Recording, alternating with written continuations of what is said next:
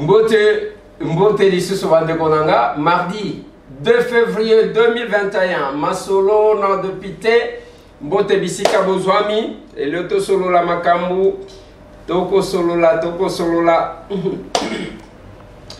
4 ans depuis la disparition du Sphinx Etienne Tshisekedi wa Mulumba le Sphinx de l'Unité commémoration ba messe pai ba o na mausolée ba o na paroisse boye ba masolo na depite pona yango tokozwa dide kiku en direct ya Kindu bisika équipe ya tokomi wa ezali baza kuna na trésor zolo zolo pona koyela bino makambo. Pas de rentrée scolaire recette, les enfants doivent encore attendre. Même dans l'université, on a pris quelques provinces qui ne sont pas assez touchées, les provinces Alomami, Sankuru, la province, moi, et Bélé, Bazuzuana. Masolo, Nadepite, Union sacrée de l'opposition au Tokolobelango, Lissousou, ébullition à l'Assemblée nationale, et ça, Masolo, Tokobeta, Bande Konangai, Tosolo Lakaboye, Neboye, Bande Koba Solo Laka, Bande Koba Solo Lakaboye. Comme kamata bisou.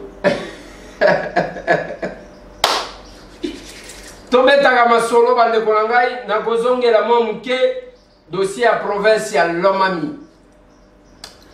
Ouais, na zongela mwa muke. Il faut nanu dossier la bino nanu ndembo ya bakanyo comme ça. Après tozong.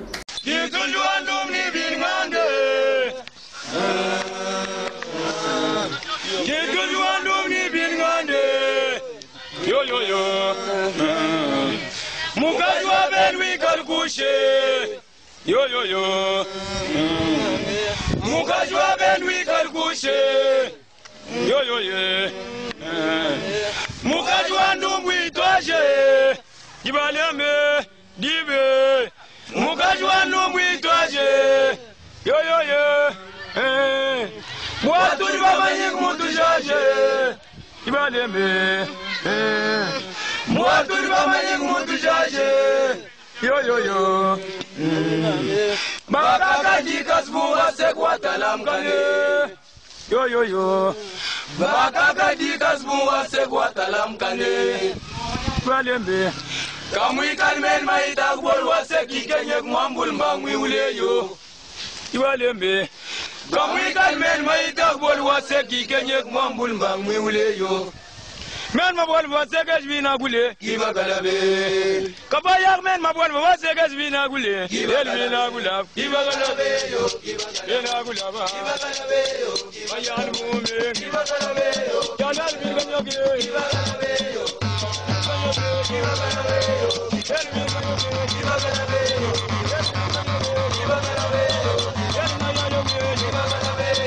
Voilà, il fallait qu'il se périsana nous bande koana lelo avant que tokota na makamu susu na wewe olobela makamu ya Lomami na gati émission oyo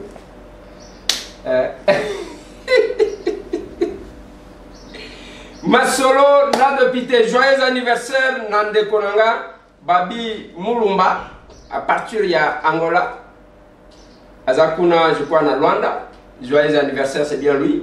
Joyeux anniversaire de Konangai, Isa Mukolonayo, Tombelio, Mbotama Ilamu, mais il y a pas orphelin. Il y a pas personne vulnérable. Parce que, Biso Awa, Isa Mukumba, ce que la Mukina Tongo, Bazara Kotonda, oh Babengi, oh Baye, attention qui ont patienter, ceux qui t'organisent, beaucoup yate, Isa Kunate. Au moins chaque jour, ça vient, ça vient, ça vient, ça vient.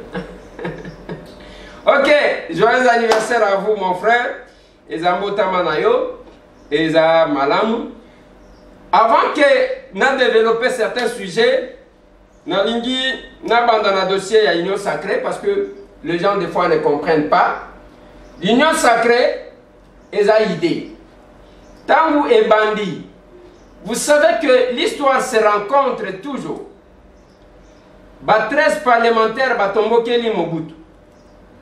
Parmi Bango, Etienne Tshisekedi wa Mulumba. Bazalaki minoritaire dans l'Assemblée nationale. Nakati wana, bien que bango bazalaki minoritaire, baya pour renverser tendance. Et minorité et komaka majorité. Yango bimisaka que Etienne Tshisekedi a comme premier ministre pour les comptes, il y a opposition à son temps. Alors, tant que bandi, balobi Félix a posé les logos mon côté. Il y a des députés, combien il y a de personnes qui une trentaine de députés. Il y a ceux qui combien ceux qui une dizaine de députés. Bah pour ça la taille logos mon côté. Tokei, Kosimba te par quelle magie? Balobaki. FCC c'est une machine. Wana ba bazalaki contrôler bazotrôner. Ba bazalaki corrigner bazorene. FCC c'est une machine, FCC c'est une machine. Batalaboui, un pas, 2 pas, 3 pas, pas. Mabunda sauté. Bandimité. N'avait dit qu'à Zongati, je crois, lobby n'a moni bazotia ba image, ba comme ko filmer ya caméra cachée. Ba lobby bon retour. Et qui? Une personne qui venait avec les honneurs, ayewana bazui de penzana tarmako akei. Atie Moulongo, il faut ça la formalité comme toute autre personne. Et là, ce qui image Wanezayaso, elle a réalisé que on ne blague pas avec l'institution président de la République. Bras de fer, si tu as gagné, tu as perdu. Même si tu as Bossala. Je me rappelle, l'information au cours d'une réunion, Kabila Lobina Bango soutenait l'institution présidente, soutenait le chef de l'État. Le pouvoir, ce n'est pas le Parlement. Le pouvoir, ce n'est pas le gouvernement. Le pouvoir, c'est le président de la République. Tout ce qui donnait les interprétations. Oh, la Constitution, le Premier ministre a un pouvoir colléca sur le plan constitutionnel. C'est quoi il a zawapi. Ceux qui imaginent auto comme on a les réseaux sociaux, ils ont un collègue Nanga Mabunda. Azondi ba honneur nyoso koi. Akomi mbolo et wana ba kobanda koyoka stress era voyage. Stress mo kwa kosakanate. Parce que comme on a yo muto zalaki ba yo tout ça ba mona kayote ba yeba zwin yo na mutu kati au pied de l'avion. Okomi ko cha mulongo. Distance faite. Fixe. Distance faite. Fixe. Marquez les pas sur place. Marcher 1, 2. On ne blague pas. Le lobo qui, au cas de ma copé sa drapeau pas chadari, peut perdre. On va suspendre. Bras de fer, je l'ai dit avant. Que calamité, Bokomona, Ligue des jeunes, rouge, la déclaration contre Bakonzida Bango. Où en sommes-nous? Yagona no bagarabino. Soti mutozana posa ya magama sérieux landa biso. Parce que na mindi mak. Makamuna lobaka ata soti batu ba yo kité ba kondima yango plus tard. Je parlais de l'union sacrée. Et je l'ai dit. Que de ça là tout on va sauver l'union sacrée. Et puis na pesa conseil na bandeko. Na lobi tangu batu balali bango photo ya chef de l'État wana bachaka na mire. Bango bachaka ngote batie wana bazuka buji batie kuna kotambolaka bazoka tsaka photo wana mutakala ainsi de suite. C'est tout ce qu'ils font. Ce qui nzamba loti sakabino degré batu wana bakosala ka bakisi bakoluka koloka chef de l'État pour qu'il se pela na bango. Donc, heureusement pour les chefs de l'État, c'est la prière. C'est la prière. Donc, abandi ko sambe la koleka. Sala musala. Mutwangwa sale la kayoti si wana na okipape fonction malongate. Message wana koyoka ngote okosuka mabe. Sala musala o bazwela kiyo. Sala musala bien. On ne doit pas chercher à créer le succès sur base de Yabatumisusu. Tout ce moment prédication, il y a Moïse Mbi. Moi, mon exhortation, comme ça. Je n'encourage pas le Congo de celui qui se lève et insulte pour se faire remarquer. Je n'encourage pas ce Congo-là. J'encourage pas le Congo, celui qui regarde dans la cour des grands et voit une personne qui est en train de bien faire son travail et se lève pour les détruire, même s'il sait qu'il prendra jamais sa place. J'encourage pas ce Congo-là. J'approuve pas ce Congo-là. Le Congo, c'est de celui qui se lève avec de mensonges pour détruire son frère innocent. J'approuve pas ce Congo-là. J'approuve pas le Congo de l'injustice où on favorise les incompétents. J'accepte pas de vivre dans ce Congo-là. J'approuve pas le Congo de la guerre à l'Est qui ne finit pas parce qu'il y a quelqu'un qui a besoin de minerais. J'approuve pas ça. J'approuve pas le Congo où il y a une église d'un pasteur qui a bâti son ministère sur les insultes. J'approuve pas ce Congo-là. J'accepte pas le Congo de la personne qui maltraite. Le Congo du menteur, du voleur, du corrompu. J'accepte pas ce Congo-là. Je ne veux pas vivre dans ces Congos-là. J'accepte pas le Congo de celui qui combat sans savoir pourquoi il combat l'autre. J'accepte pas le Congo de celui qui reconnaît ne pas avoir des compétences. Alors il se dit, la seule manière pour moi d'arriver dans la cour des grands, c'est de détruire, c'est d'insulter pour me faire remarquer. Les Congos où on voit des pasteurs qui se lèvent, qui cherchent la face de Dieu, qui guérissent des malades, qui font des miracles et qui font avancer leur ministère. C'est ce Congo-là que moi je veux. Les Congos, il y a des bons avocats, de vrais juges. C'est ce Congo-là que nous cherchons. Le Congo des politiciens qui prônent des valeurs, des politiciens qu'on ne retrouve pas dans des bassesses, mais qui travaillent pour sauver des générations. On peut encore vivre dans ces Congos-là. C'est possible. Si moi et toi, on se lève, on commence à lutter contre les antivaleurs. On commence à voir un innocent qui est en train d'être détruit. On se lève et on dit non, nous en avons marre, assez, ça doit s'arrêter. Jusqu'à quand nous allons voir, regarder comme ça, nos héros en train de mourir, nos champions en train de partir. Quand je dis ceux qui ont tué les héros, je ne pense pas à ceux qui ont tué Lumumba. Non, non, non, non. Tu n'es pas différent de ceux qui ont tué Lumumba. Lorsque tu te lèves un matin, tu te mets sur Internet, non pour exposer tes œuvres d'art, non pour exposer ta belle voix, non pour exposer ton talent, mais seulement pour détruire l'autre. C'est là où on insulte qu'il y a beaucoup de vues sur Internet. Là où on dit des choses de valeur, personne ne regarde. Et même le chrétien participe dans ces choses-là. Lorsqu'on entend une guerre, il y a un pasteur. Lorsqu'on entend empoisonnement, il y a un pasteur dans le coup. Lorsqu'on entend tentation, il y a un pasteur. Pourquoi nous sommes en train de détruire l'image de l'église? Jusqu'à quand nous allons continuer à détruire nos champions? On gagne quoi? Le Congo ne se lèvera pas avec un blanc qui va venir. Le Congo va se lever avec l'amour des frères et sœurs congolais. Tant qu'il n'y aura pas d'amour, tant qu'on va travailler pour détruire, nous allons continuer à souffrir. Et sachez une chose, Dieu sait venger les innocents. N'oubliez jamais ça. Ça n'a rien à voir avec Dieu. Ça n'a rien à voir avec l'église. Même un innocent païen, même s'il est païen, mais s'il est innocent, son sang va crier. Congolais, est-ce qu'on peut vivre avec amour? Voilà. Congo lingamona te yangoa. Congo lingamona te yangoa. Au lieu de travailler, yo musala na yo, au vendu wana un petit jaloux. Allez, ozo montaka biloko na laboratoire pour nuire na mutu mususu, ainsi de suite. Mais attendez, non mais c'est pas ça.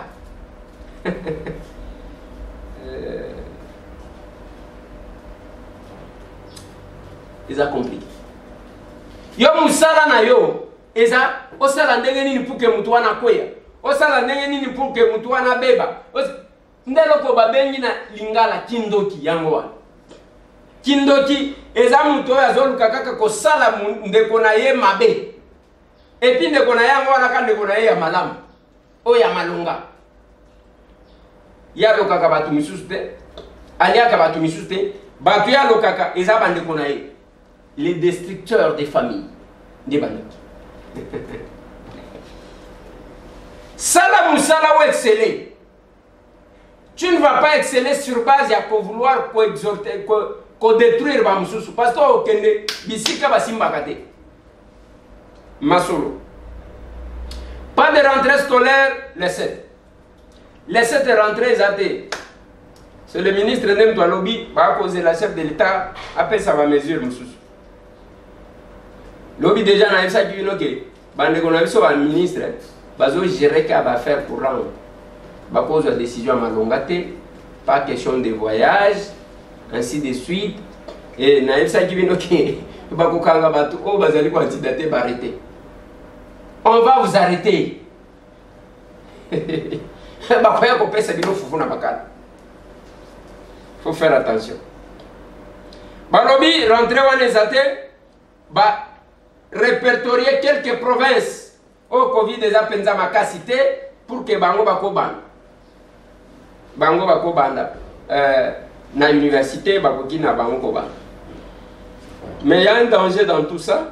Bana na biso tango bazo vanda pendant longtemps na banda. Quelle est la conséquence? Il y a makambu nyonso. Quelle est la conséquence? Quelle est la conséquence? L'année passée, à ceux qui bana bazwa ki diplôme. Est-ce que bana batanga ki madame? Batanga ki madame. Ba diplôme bande konanga na robaka na bino ezaka présomption ya connaissance. Yango na robaka soki ezaka pona ba diplôme bandu ndumbele. Et comment Washington okosa? Washington okosa. Donc mbele bonga na ndenga blague te. Mais les gens ne mettent pas au service yamboka na bango leur expertise. Bao bakoti ko tia expertise wana à la disposition yamboka na bango. Bazo type bango te. C'est tout ce qui est mutu aza mayele te. Amoni mutu mayele azoya akondimata ko kangele porte a okota te. Akokota te. Nous avons les compétences. Nous avons des personnes capables de bien faire. Maintenant, il y a copé sa bango opportunité. Mais, comme Nambo Kanabiso, bota la malam. Ce qui est bandika kolobo bandiko sala makamba malam. Wana Rwandais. Te wana Ouganda, wana Angolais vraiment, wana. Donc, pour la bango, tout ce qui excelle, ils ont Congolais. Ba déchet de ba Congolais. On m'a dit ba ochoyoka ba bazo finga na entre bango na bango. Ochoyoka bazo douter nationalité na bango. Ochoyoka ba dutaka bango te. Longola na yo bilamba sala boy wana celui-là est congolais. Wana mwana Kisangani. Wana mwana Mbadaka. Wana Mongo. Oyo Mongando. Oyo Muluba. C'est tout. Mais bao bazali pour exceller. Okomona ka babambi bango une autre nationalité. Viens engager en Mbele, les profs. Babimisi Rwandais. Même quand Babimisi téléphone au capi, ce n'est pas lui. Il n'a jamais fait ma vidéo. Papa, ce qui j'ai Mbele na salate, yo pe salate. Yo pe salate. Azar, te Jambele, Azar Rwandais. C'est vraiment un Rwandais celui-là. Et les gens ont le temps de suivre ça. Même pour nous se défouler. Non, Nalanda Kabango pour nous koseka. Oui. Landa pour nous koseka malamu. Parce que tant que yozo landa pour nous koseka. Bana na yo pe bazolanda. Tant que bana na yo bazolanda. Ozo kotsani na mutu ya bana na yo. Est-ce que vous comprenez ça? C'est comme ça que je ne cesse de dire na bande konanga. Makamwa mapangu. Je ne cesse de crier. Ce n'est pas parce que sur un document établi par un chef coutumier. Allez, au commis déjà, Mikanda Lupangu Yangoa. Te. Ba concession, ba cité, ils ont ébélé, bazo créé en Kisasa. Mais j'ai aussi déjà vu, ba quartier Mibimba, bazo détruire Yango. Je peux vous rappeler, ba cité, ba sale la biso, misusu ba sala même na Congo, ya Etienne Tshisekedi ya uchi kokufa wo. Suite na weza lakini. Balakisa batu, balakisa oyo, basite oyo, tout ça libo. Suite nango, ezalaki nini? Quelle est la suite? Mais c'est pas possible. C'est pas possible. Maintenant, vous avez aveuglement. Ok, balobi, oui, bapesinga mikanda. Lakisa mikanda ngo. Ozima mukanda, ya chef coutumier en coma, olobi nazana mukanda. Kende kotonga, bakobuka yo. Malukuna tsele, batu bazo ba problème ndengwan. Je ne doute pas, il y a le vrai chef coutumier. Même le chef coutumier, il y a une loi. Loi Bakaji qui lobby, les sols et les sous-sols appartiennent à l'État. Et cette loi-là est retirée par le chef coutumier Mabélé. C'est clair que ça. Le chef coutumier va averti, on doit se battre pour que va revoir cette loi-là. Et yo comprenez que Oya telemi à la question ba hectare, zo ba hectare nyoso. Ezaya yé sur base de quoi? Parce que droit, ezali droit, ce qui la loi reconnaît comme tel. Et ça, vous ne comprenez pas, vos autres éléments. Yé pas attaqué l'angaï. Ok. Attaqué la yo. Bisonio soto sala. Oui. Nalobi boy. Bandeko et belé namsen. Bandeko bazana malou. Combien de fois babouka? Combien de fois? Quartier baye penza basi batongi bandaku ya milai ya minen baye barasé. Pour le moment, il y a combien de quartiers sous menace? Et vous avez quand on vous explique, non, vous prétendez tout connaître. D'accord. Mais là, vous ça quand il passe. Ils attendent Moutoua Koya. Parce que souka Koya kaka. Tango Koya, les nakota la nan yo boye. Hein? Nakoya mbayo par politesse. Mais il faut que ils aillent en côté. Masolo, non de pité. Mbote na bande konanga tu bakola nanga ikuna na Liège. De comment quoi ça? De Colézère. On ne peut pas nous intimider. Ouais. Akenda wapi. Masolo na député. Na Liège. Voilà. Mbote na bande konanga bazana Bruxelles. Masolo na député. Masolo na député. Masolo na député. Tozolanda na Bruxelles avec Jade. Ouais, Masolo na député. Tolanda Kayo Ndeko Eliezer. On ne peut pas nous intimider. Sors de là, Jade. Bouge. Allez, viens. Viens t'asseoir à côté de maman, on va regarder. Masolo na député. Masolo na député. Voilà. Bonjour Ndeko Eliezer. Moi nde tolanda kayo na Bruxelles. Tomona kayo ya monene.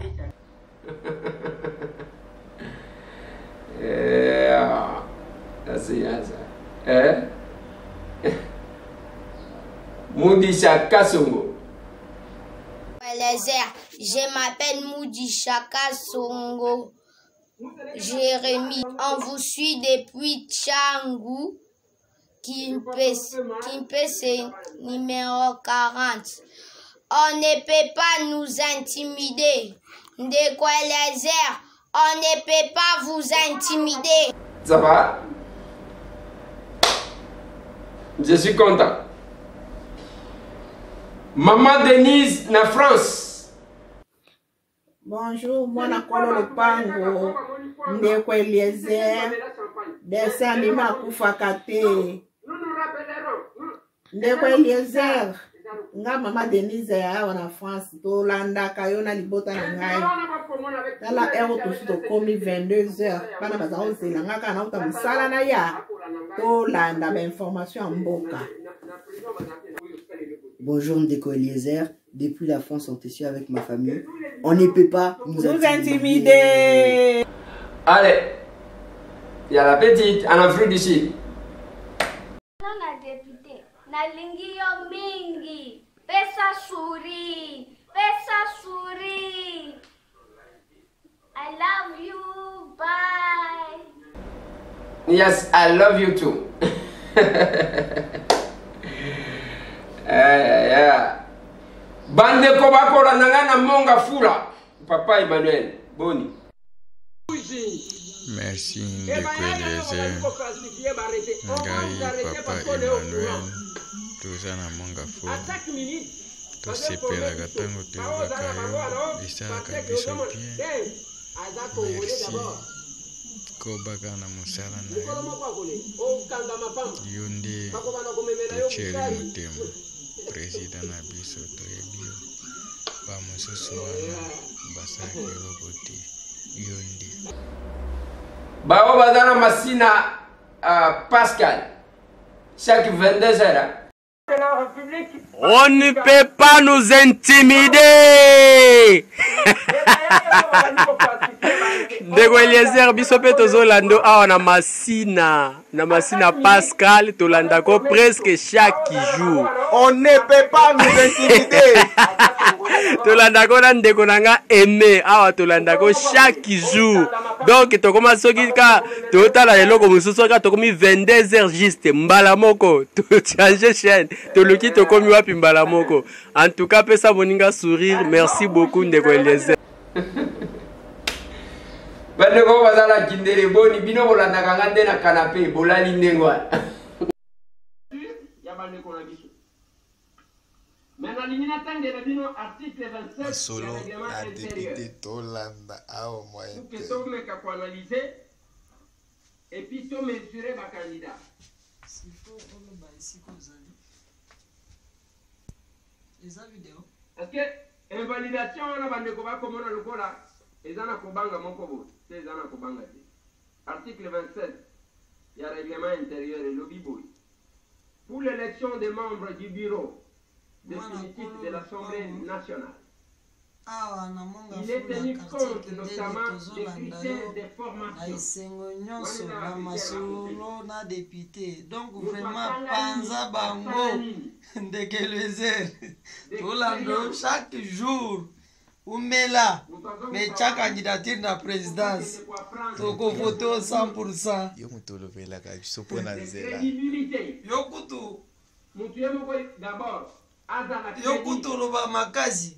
Pona nzela na kinela tozala na mote à travers nzela na yo ndeko Eliezer. Vraiment to sebe makazi soto moni nzela ba che kudro mai tozala na mote. Voilà. Bande konanga eza mo ambiance mo interaction wana er moko to lobby er moko to vérifier ce que bako landa eza ndenge nini masolo na député bande konanga to kobeta masolo ndenge tokolo lobby ezalaki commémoration ya liwa ya Etienne Tshisekedi ba activité esalemi ebele na Kinshasa d'abord mais avant que nazo Kinshasa na kozwa Didier Kiku en direct ya Kindu tozana province ya Maniema. Didier kobalandi ya tokomwa bina masona député dans sa awa na province ya Maniema na ville ya Kindu lelo baza ko commémorer 4e anniversaire ya kufa ya Mbuta Tshisekedi nani a organisé manifestation to meisa ya lelo ezabongo gouverneur AI a intérim ezabongo honorable na biso Amadi Lubenga Jean-Pierre yende a organisé manifestation ya lelo commémorer le wa Tshisekedi awa en direct ya province ya Maniema na ville ya Kindu bolanda na bokebi nyoso to ko na kata salle bomona mesa ngo kusala mandenge nini oleka pe ndenge nini toyeka ko lakisa bino bok na bokasi na biso to komwa magazine to yi ana province ya Kindu lakisa bino makambo ko leka ana Kindu tozo ke na malembe bokomona la vie ya Kindu awa les hommes pour la messe 4e anniversaire ya kufa ya Mbuta Tshisekedi ezabongo organisé par le gouverneur Amadi Lubenga Jean-Pierre né a organisé manifestation à l'élo 2 ans à la province de Maniema. Bolanda na zoko to na 4. Ouais. C'est bon, content na yo mais d'abord au PC biso ambiance mouké et puis au PC biso gouverneur intérimaire. Les frères ont accepté la mort. C'est ainsi que font tous les martyrs. Nous sommes il est consignateur de la lettre ouverte en février 1982. Il participe à la création de l'Union en 1992. Après avoir mené une longue lutte acharnée. Oui, j'ai vraiment empêché. Je supplie la Vierge Marie. Au régime de Kabila Père et même à celui de Kabila Fils.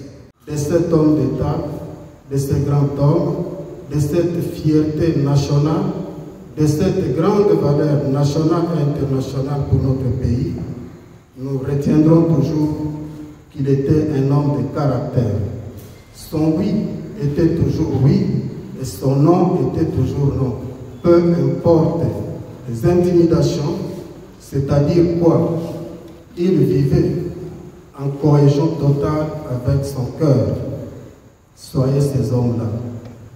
Pour qu'un jour, après votre mort, plusieurs années après votre mort, nous puissions commémorer, nous réunir aussi ici, en train de réciter certaines de vos réalisations, certains de vos comportements, que vous soyez également un repère.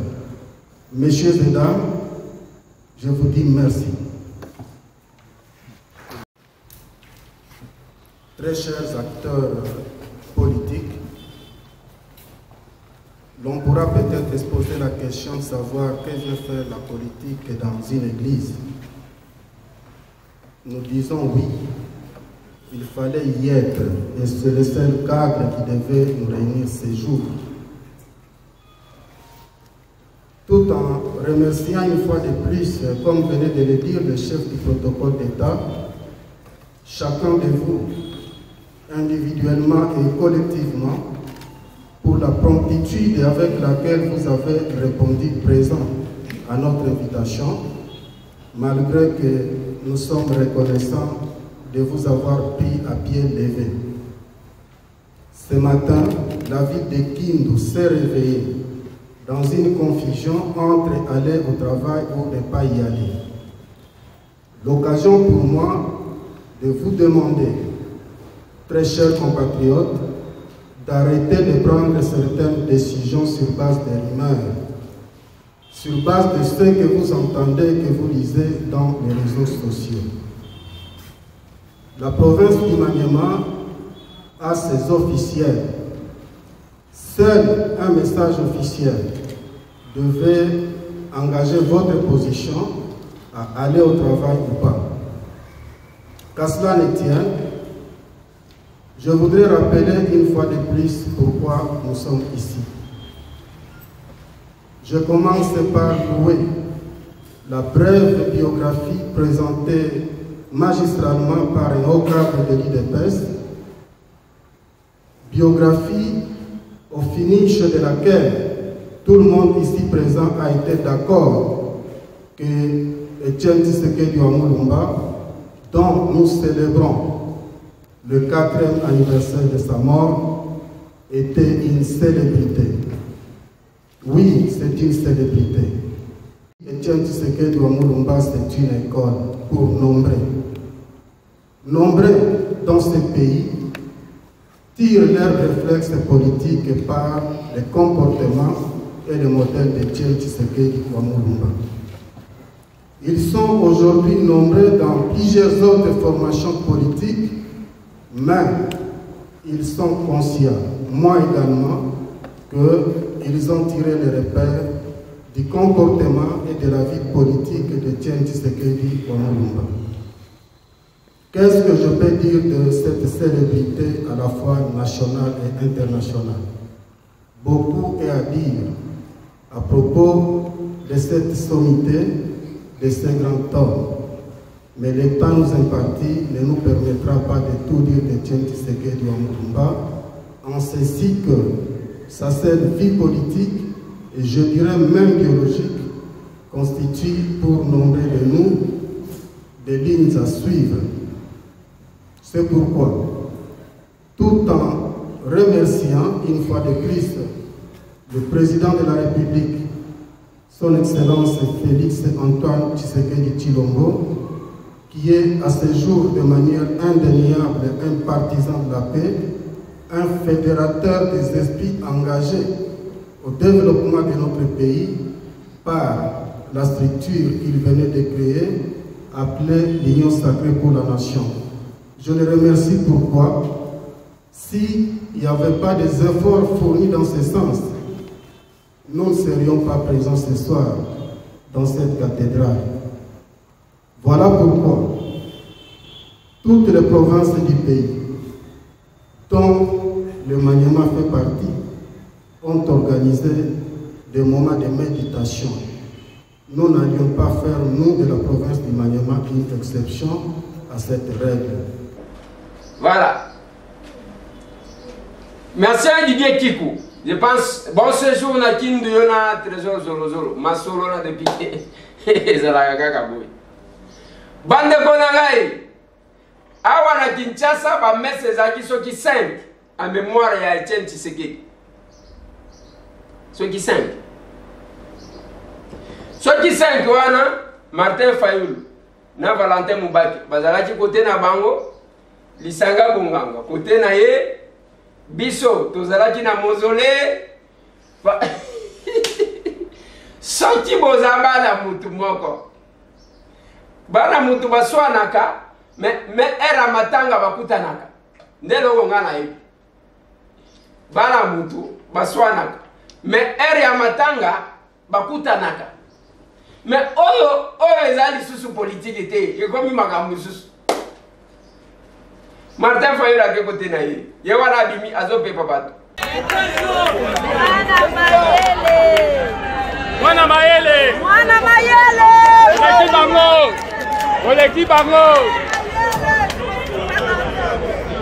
Oleki bango Mwana Mayele Alembe bosika kweza ye Bale bosika ye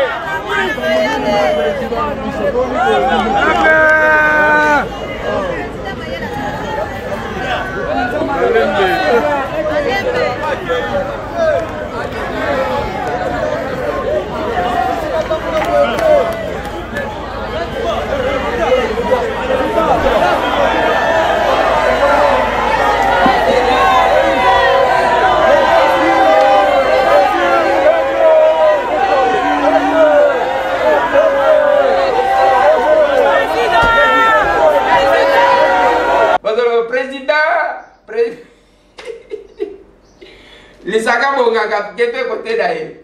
Mais yona lisanga bonganga boza ensemble. Il fallait qu'ils boza la même ensemble atana mais bon ni ba makambo ngo tozolo bande yango. Ba makambo yango. Mais soki olandi malamu mususu akima kesika mususu parce que ba kokaki ko bambe mabanga.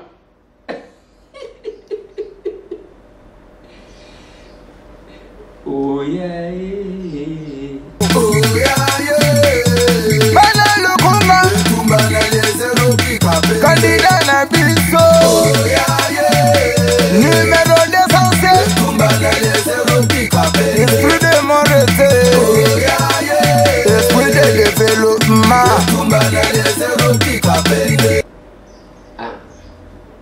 comment dire moi akoka donc elle m'a quoi kimaki pour que bamba ye mabanga. Maintenant, biso to komi na mausolée, na la katibino ke nazo kata émission na kende mausolée. To kiti, to bandi ko avancer, ça c'est notre arrivée na mausolée.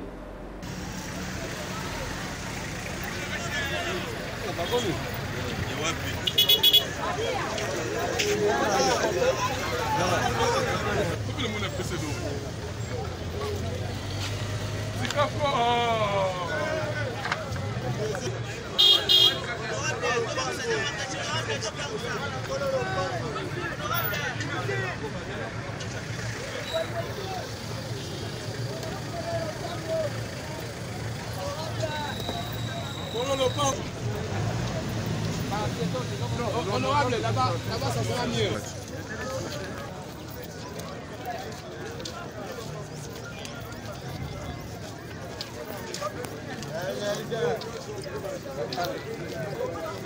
Ah, honorable.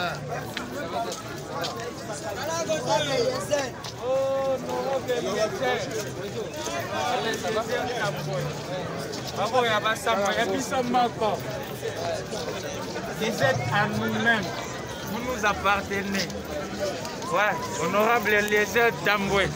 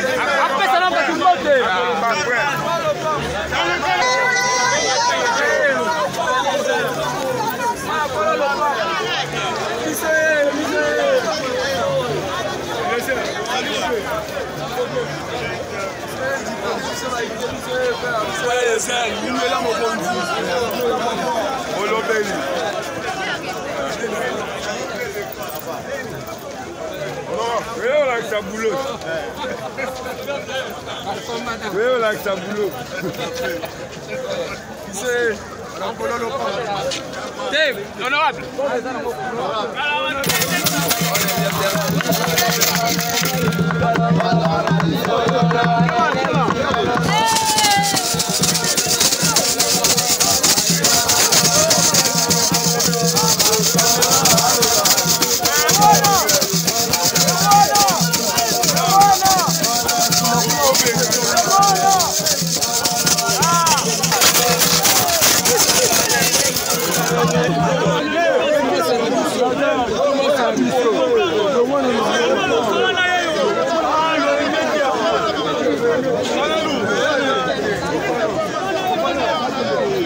Attention, attention.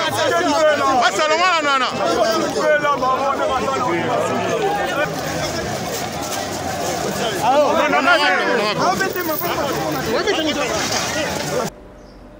Tokoma kandiwa.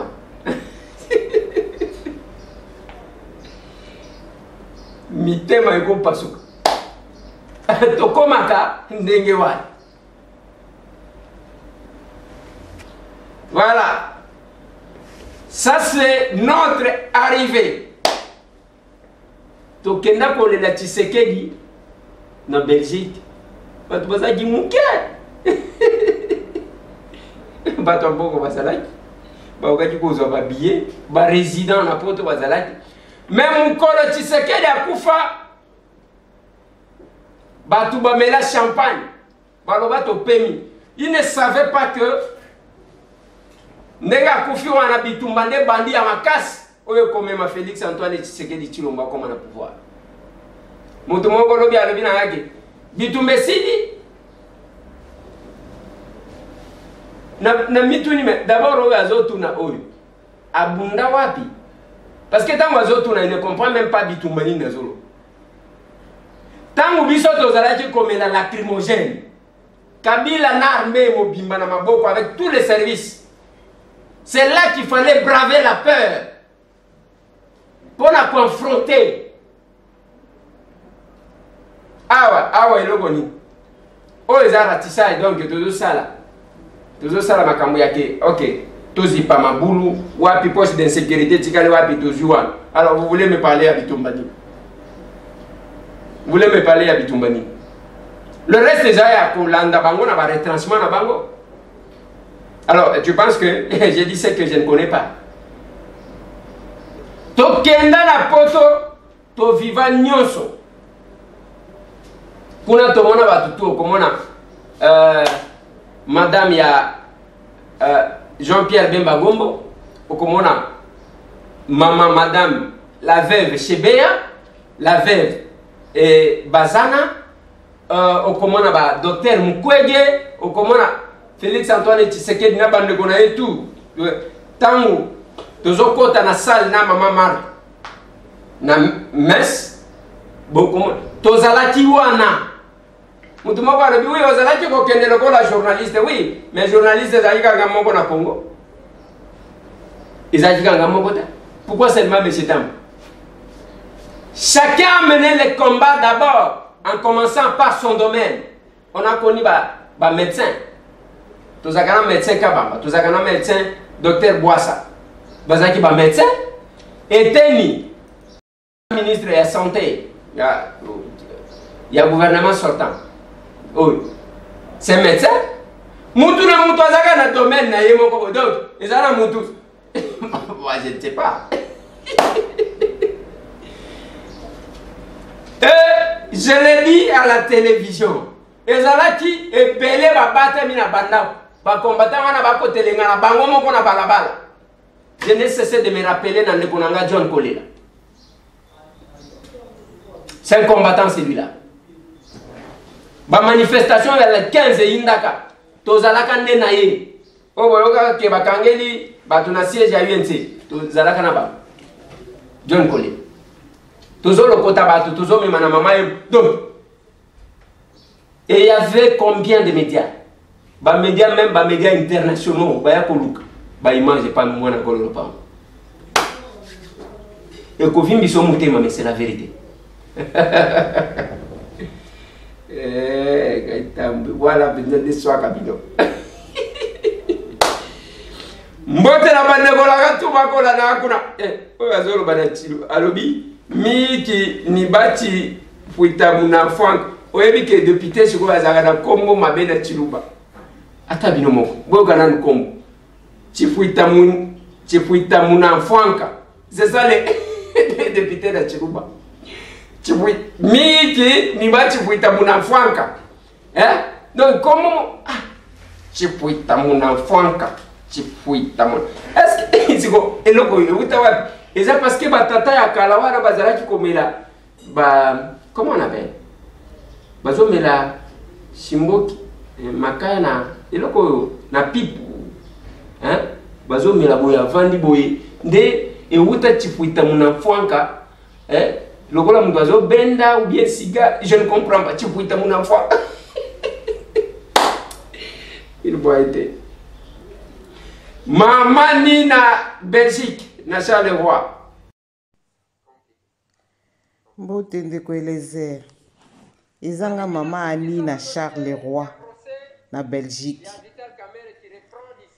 En tout cas, natala kayo mikolo nyonso. Après musala, en tout cas, natala kayo na lekisaka ta mukolo moko te. Ata télévision eza en panne. Na suis tablette nanga na che nazolanda ndeko Elezer. En tout cas Nzambe apambola yo azongisela yo ya mingi penza ndeko Elezer na musala kitoko zo kosala ya ko informa biso makambo ya mboka tous les jours. Nzambe asunga yo pe na initiative na yo ya pesa muninga sourire azongisela yo ya mingi. Et na sina sala quand même geste après ça moninga sourire mais nzamba sunga pour ça la lisusu geste pour na ndeko na biso des personnes vulnérables na mboka na biso. Allez, pesa moninga sourire. Masolo na député mukolo moko akosi sa carrière na prison. Masolo na député mukolo moko akolela. Ah ndeko Elezer. Ndeko Elezer mwana kolo lupango pesa muninga sourire on ne peut pas nous intimider, on ne peut pas nous intimider. On dit tika la tamela ngai bora kwezia avant les gars bota dans le monde pesa muninga sourire parce que maman lina linga ka ominga abina kama mkela 80 ans il est en Angleterre. Pesa sourire, vamos kuna pe sourire, pasebela ba umela na mokili. Alors, tozozonga. Na sima ya matanga wana, maman Martha fandi 2 ans. Et pendant 7 ans, baloba ebele même contre l'actuel chef de l'État. Oh, a sacrifié, et bien ma papa n'a eu. C'est tout ce qu'il y avait comme argument. Et cette maman-là est restée pendant 2 ans. Elle n'a pas droit d'aller dans une fête, elle n'a pas droit de se promener. Et bien ma mobile n'a eu depuis babomba. Baloba même, babimise la biso même nini. Babimise la biso ba tombe. Basi bakunda kié, batu baleka na ba télévision baloba. Baloba lokuta moko ebimaka na ba réseaux sociaux basalela ba congolais. Je vis même bato tellement que bato poto ezana ba yanke moko na kisasa ba yebi kozwa bango na mouvement.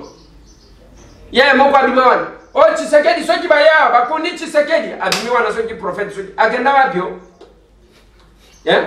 Abima wana d'abord azako ya ipana ngana ndako. Na sima na ngwa komi prophète bato poto pe ba yambi yamba oyo muzaka nango. Ce qui Félix a connu papa na ye 2 jours après bokomona akokufa akufite balobite bakonda qui était wanezaki mabanga bachachi na l'hôpital. Et il y a les gens qui aiment aventurier à modèle one.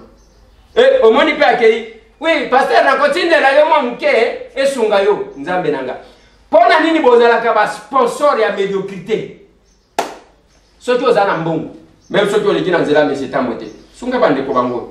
Ba maladi kili ezo ya awa ezo lekela biso des fois on n'est pas capable comment na oyo avindi awa boyi oyo aza na problème boye mwana moko bayaki na yetala lisu awa. Donc okomona chaque jour nous avons des problèmes et assister bato wana les orphelins oyo okoki ko assister bango.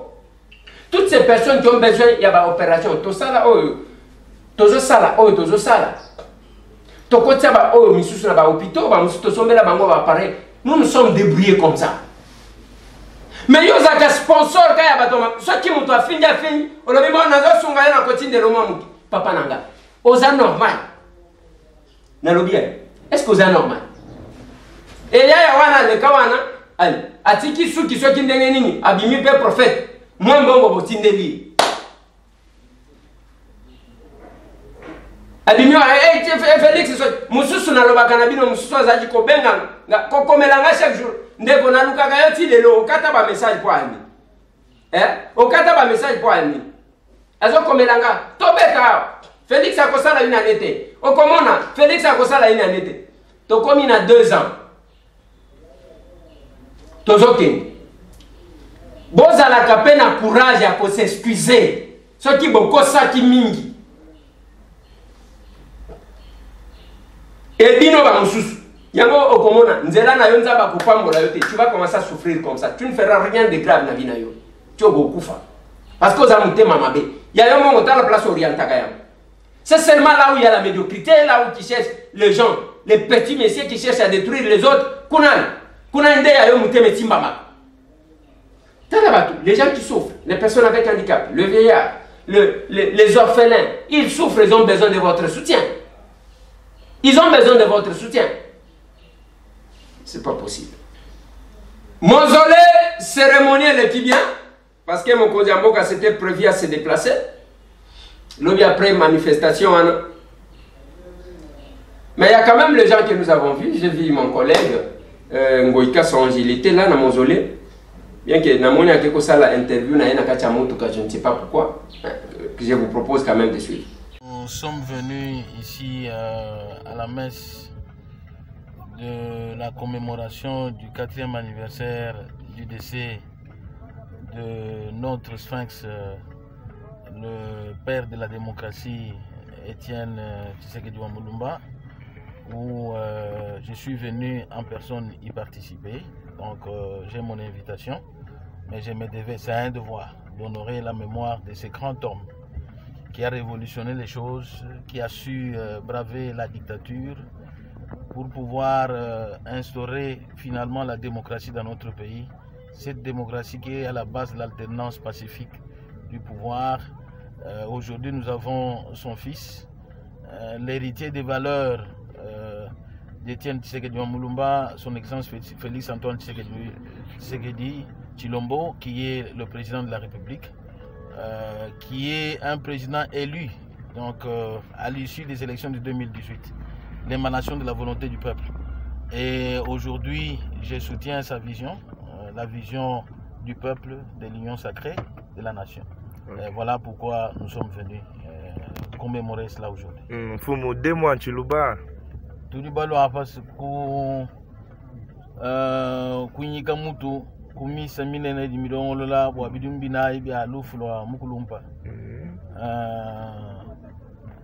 Etienne Tshisekedi Wamulumba udi mutu shia yeya tatu enda wa demokrasi nonko katu libalo ahanungu bwa kukwila kunyika mutu udi mai bwani yeka yuko kuto bumvula kalokela boka vuma kumena to donc vula muloka lele tudini Félix Antoine Tshisekedi Tshilombo fumwa du tout. OK. Voilà, non ça le commentaire te. Commentaire les amis. Oui, na boy. Bande konanga bakola nanga na rompo ngaba. Masolora député Libanga Bissoana Komina Ngaba Vous ne pouvez pas nous intimider. Oh! Voilà. Bawa wazara États-Unis d'Amérique na Iowa. Mbote bandeko na ngai bandeko oyo ngai Masolona député ndeko Eliezer Tambwe mwana ko lopango tozolanda yo awa depuis Iowa na États-Unis na Iowa City nalalaka te sans que nalanda émission na yo analyse na yo kitoko le prophète Eliezer, le parcours du titan mwana kolo lopango. On ne peut pas nous intimider. Ba s'intimider bango moko. Pe bako subir ba conséquences bango moko. Ba osilisa yango. On ne peut pas nous intimider. Ndeko Eliezer Tambwe mbote na yo. Pesa sourire Nandeko. C'est ça, le bien-être universel veut que l'on donne la vie pour les autres. Voilà, mbote na yo, mbote na Bandeko nyonso na Kinshasa, mbote na mama na nga na Belgique, na leki na ngai, mbote na Bandeko nyonso tout na Brazzaville. Tozali ensemble, tolandaka otango nyonso tout pe tolandako miko nyonso.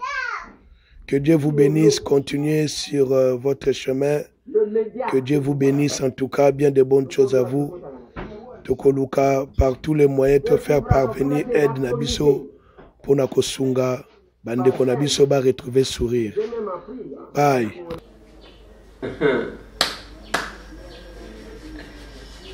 Voilà. Compliqué. Wana na boy ko commenter.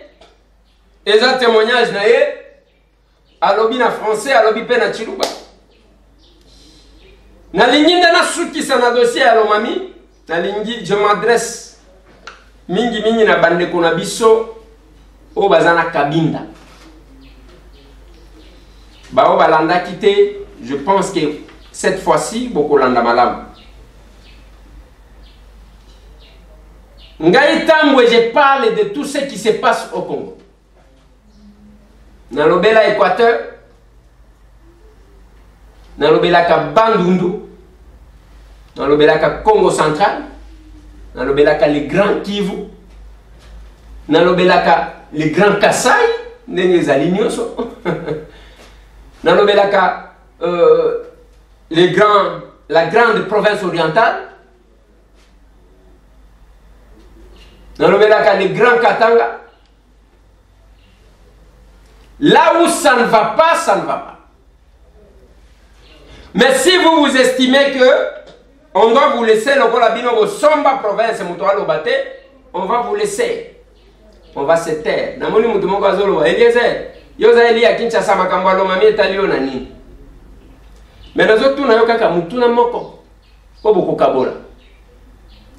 Le gouverneur ya Kasai oriental Maweja Jones, il est gouverneur de la province à Kasai oriental, a effectué un déplacement pour moi na Ditu, na province ya Lomami. Le député provinciaux qui ont qualité parce que on les a makam là-bas. Bakoti ko expliquer biso qu'est-ce que Maweja Jones a quitté Kosala na Monabi. Il a été accueilli avec pompe. Et il y a eu le message lors de son arrivée. Que Tolinia a été dans la Kasai oriental. Bokoti ko expliquer biso bien vous êtes dans des petites choses. Il y a que vous estimez que Batunio soit Bakoti dans un niveau.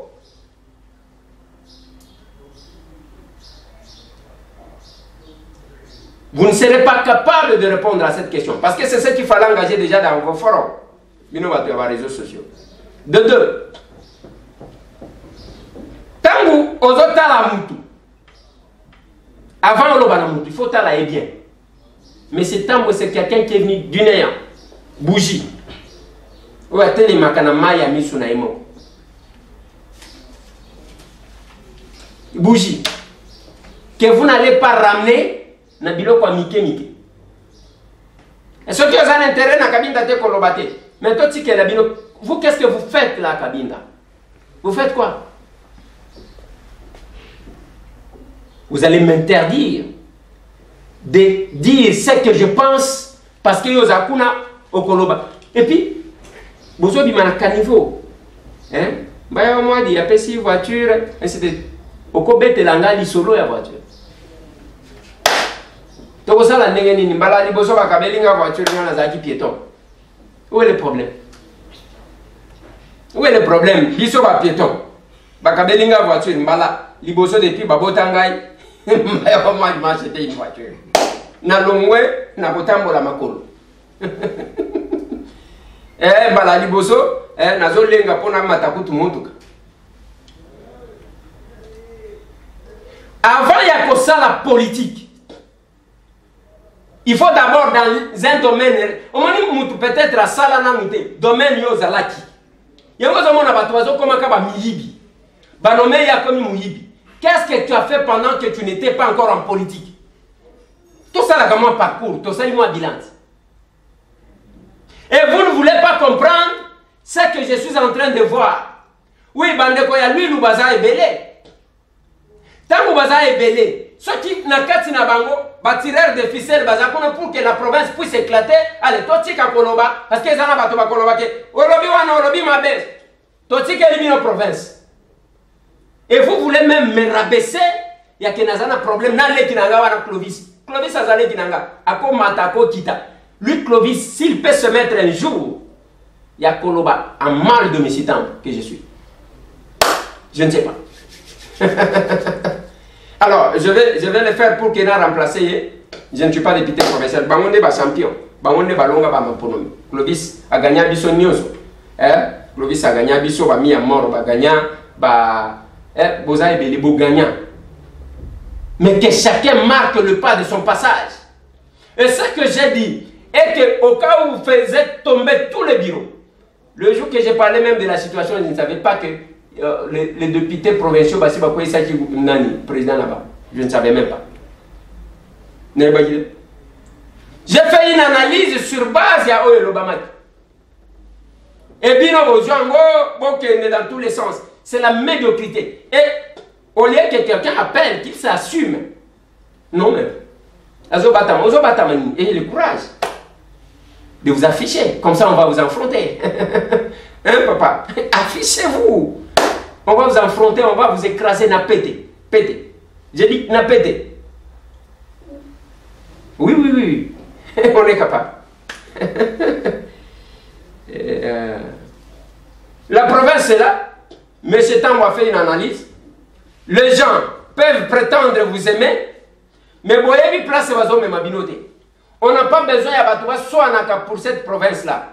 Si vous avez que vous êtes ici tout le temps, alors pourquoi qu'on soit dans le Bacanabino, province à l'Omami, est sous province, province à sous-traitance. Dans le Loba, plusieurs fois. L'unique province où ils ont accès enclavé. Avion qui takate, Nanyoki avion qui taka, Nanyoki avion qui taka. Nalomami avion qui takate, et qui taka toute la province, et qui taka na Manaditu, na Ngandajika, ou bien na Kabinda, ou bien na Luba, et qui taka Nangote. Au lieu qu'on se débatte pour qu'on sortir Yango, on veut rentrer dans des débats à banamité. Débat à banamité. On va vous manipuler, j'ai vu les messages. Batouali ou Bazaï Beli, Batouali ou Bazaï Beli, oui, Batouali ou Bazaï Beli. Mais il ne faut pas que Bino se laisse manipuler dans Batou pour que la crise puisse s'amplifier là-bas. Et vous restez là-bas. Non, vous avez un dans l'hôpital. Jean-Marc Kabound était premier vice-président de l'Assemblée. Badeshouare. Lélo, il est candidat. Lobby, Tokozonge la Makambo. Ça coûte quoi? Natikeli bino makambo ala mami.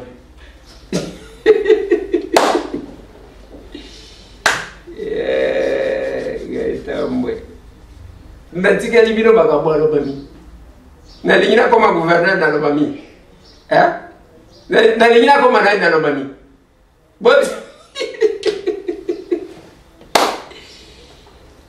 Mais je vous réserverai une bonne réponse le jour que quelqu'un m'appellera. pour n'importe quelle situation. Nakobombe la bino réponse moko ya bien. Tenez pour dit. Nakobombe la bino réponse moko ya bien. Avec ces comportements, vous n'allez pas développer la province. Beaucoup développer à côté. Ngai na loba na bandeko ya Equateur na lobi batinda kimbongo mbongo elongwe na banque centrale batia yango na Rao bank baza ko détourner mbongo wana bayaki po babongisela bino nzela bandeko mususu bayinangai batinda bato awa na ba télévision ba yewana nous ressortissants de l'Équateur Eliezer oza député kat bilokwana député national province ya Équateur etali na nini etali ngana nini suka ba pesinga ce n'est pas mais c'est Tambo qui viendra s'installer là dans Mbandaka, à Bandikomon à Calvaire. Je suis ici à Kinshasa.